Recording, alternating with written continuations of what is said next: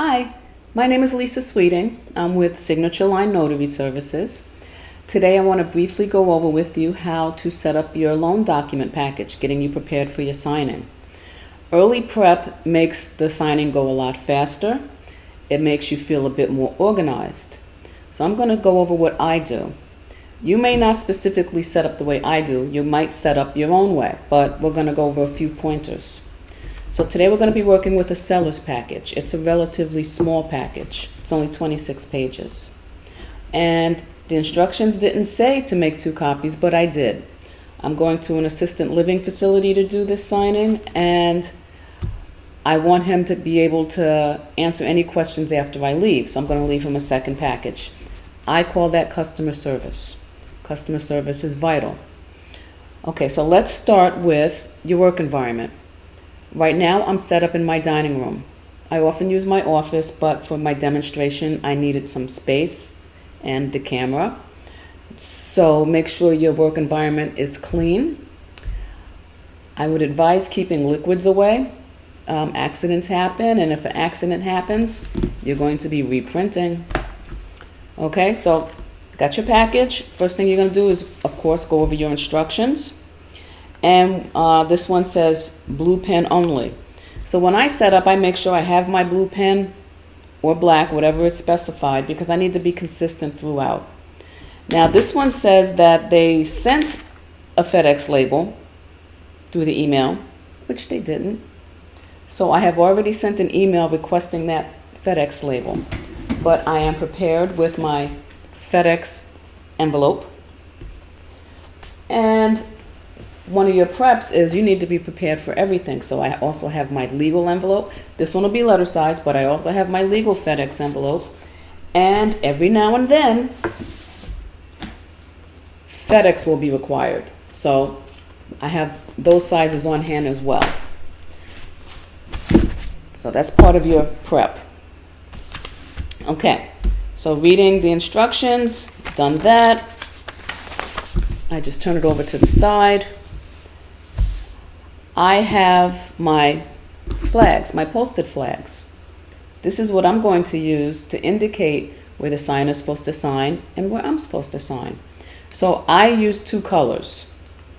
I use red for me and any other color for the signer.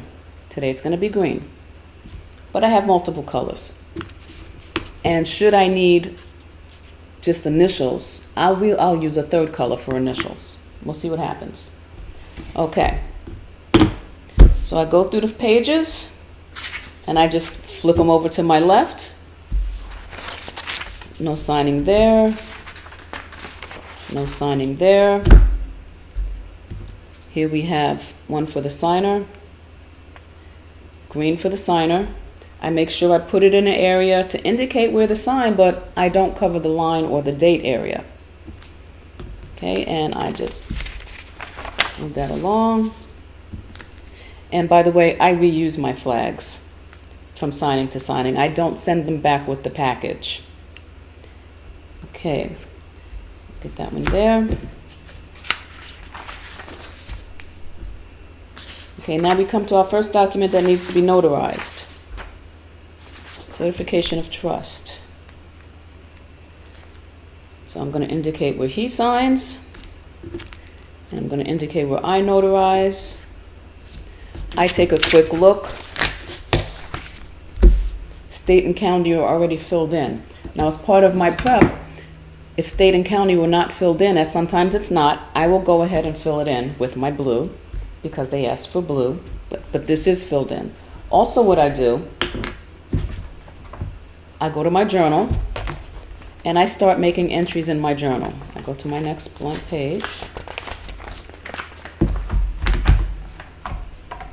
And what I'll do is I'll add the signer's first name.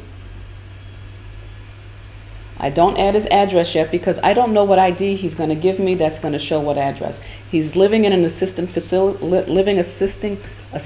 living facility, but I don't know what his ID is going to say. So I'm just going to put his first name, last name, middle initial, because that's what it's showing on the docs, the type of document it is. What did I say? certification of trust, and the date of the signing, the date of the document. I do know the address of where it's getting notarized. I have the address of the assisted living facility. So I'm going to fill that in on the first line. And the date of the signing. Now, every state does not require journals. My state doesn't require journals. I use it. I've notarized in 2 states. I previously lived in New York. I'm now in Florida. Neither one required a journal, but I keep a journal. About a month ago, I got a call asking for a copy of a notarization from 6 years ago for a power of attorney, because apparently the family was going through whatever the family was going through, and they needed proof that someone had signed for the power of attorney. Now, it was a long time ago, so I had to check the state laws to see how I could release the information in the journal. Sometimes it's a court order, sometimes it's a letter from the signer. So I found out what I needed to do, and I was able to release that signature. Now, imagine if you didn't have your journal. Customer service. Okay, so going back. Close my page. Let's go back to my page. Okay. Next document.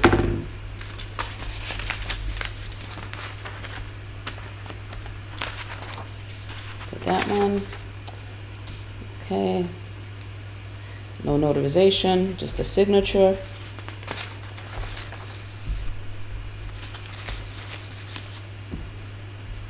Now this one. It looks like an affidavit, but there's no notarial wording on it.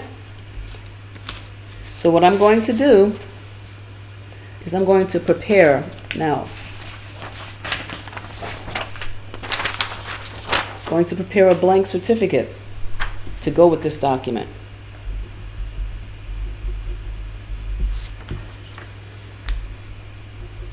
I'll fill out some of the information. Now, my blank certificates have a description of the attached document on the bottom, which is great because I'll be able to attach it to this document later on, which helps prevent fraud because I'm going to attach it. Number of pages. Produced. Now I have some paper clips because I keep paper clips with me, keep my stapler, have all this ready, and I'm just going to paper clip them together until after the signatures.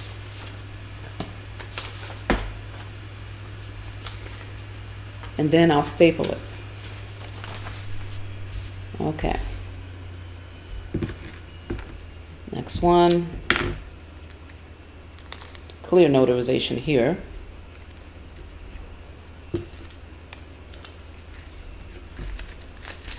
And I'll add that one to my journal. Plus this one here. I'll add them both. Just under the document type. Document type. And how this also facilitates the signing is when I get to the venue where we have to sign, the first thing I do is have the signer sign in my book. I have them sign against everything that's going to get notarized. I don't leave that to the end because things happen. I could forget. I don't know. So I make sure they sign my journal always before I notarize. Even in general notary work, I do that. Okay, so added that. And we just continue on in the same manner. Another notarization. Net proceeds. And the date.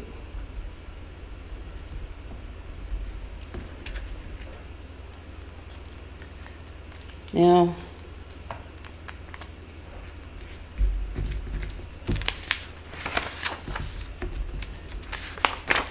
closing affidavit.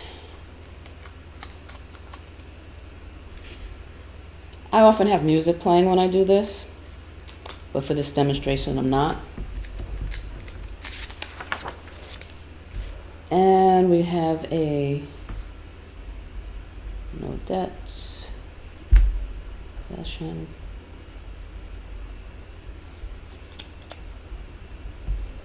Now, also what I do,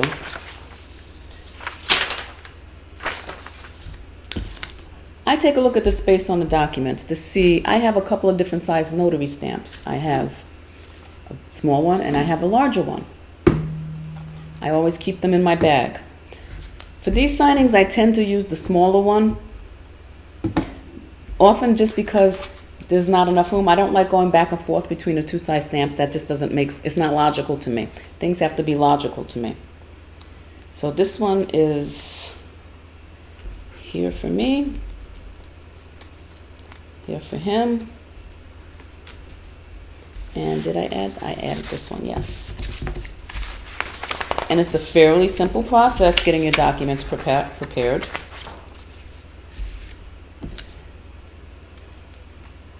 But like I said, clean work environment is key. Having all of your supplies with you is also key. And doing it in a place where you're not distracted. But there's a way around the distractions.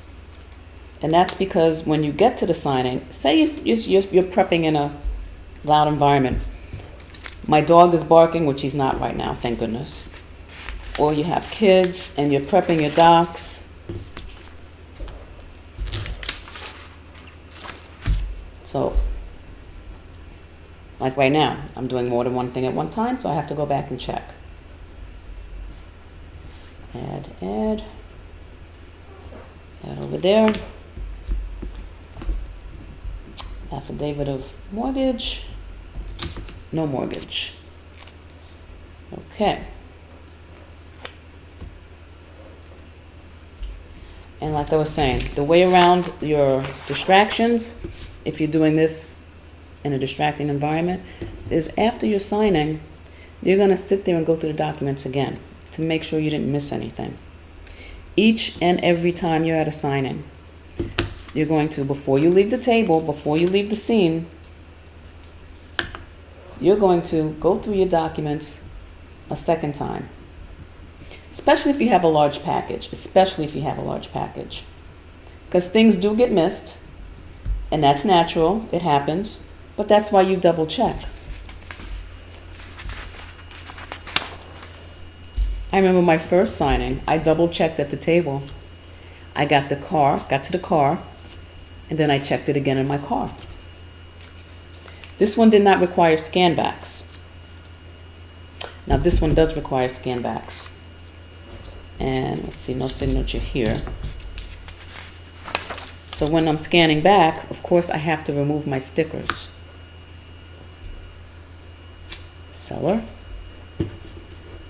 Oh, that's a red one, that goes to the notary. Seller. And closing agreement.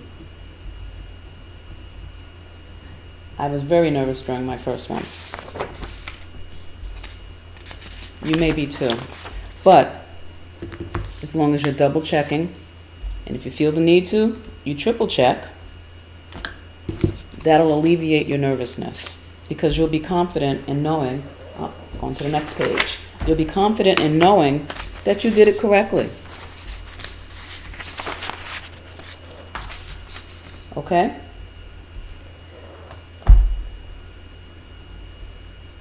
And after you get past that first one, it's generally a piece of cake. No more nervousness. See, this is a short package.